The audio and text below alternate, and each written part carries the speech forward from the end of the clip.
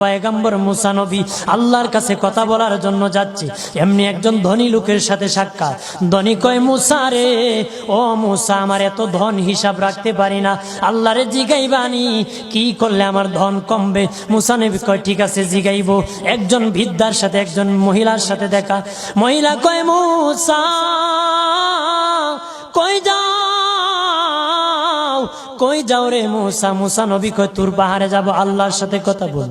মুসা রে, আল্লাহরে জিগাইবানি, আমি গরিব মানুষ, আমি ভালো কিছু কিনতে পারি না, ছেলে মেয়েকে ভালো কিছু খাওয়াইতে পারি না, ভাঙ্গা ঘর, এত গরিব, ভালো করে ঘর বানাইতে পারি না, আল্লাহরে জিগাইবানি কি করলে আমার উন্নতি হবে, ধনী হব, টাকা পয়সা হবে, আল্লাহরে জিগাইবানি। আল্লাহ মুসা নবী কয়, ঠিক আছে, আল্লাহরে জিগাইব, তুমি কেমনে ধনী হইবা?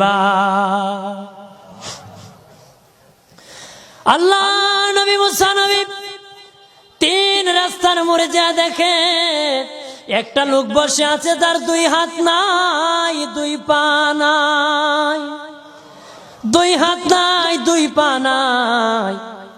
ওই লোক ডাক দিয়া কয়, মুসা রে, জীবনে কোনোদিন নিজে হাঁটতে পারি নাই, নিজ হাতে খেতে পারি নাই, কেউ খাওয়াইলে খাই, নতুবা উপবাস থাকি, বৃষ্টি আসলে ভিজি, সেখানে আমি আবার শুকাই। ও মুসা, জীবনে কোনো কাজে দুনিয়ার লাগি নাই, আল্লাহরে জিগাইবানি কোন কারণে আমারে বানাইছে?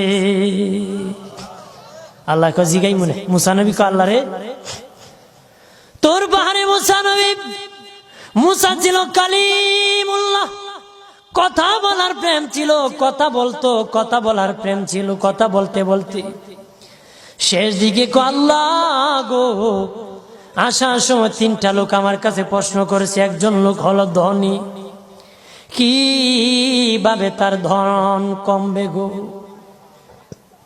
আল্লাহ বলেন, মুসা রে, তারে জানায়া দাও, যাকাত দেওয়া যেন বন্ধ করে দে, শুকরিয়া আদায় করা যেন বন্ধ করে দে, তাহলে আমি প্রভু আল্লাহ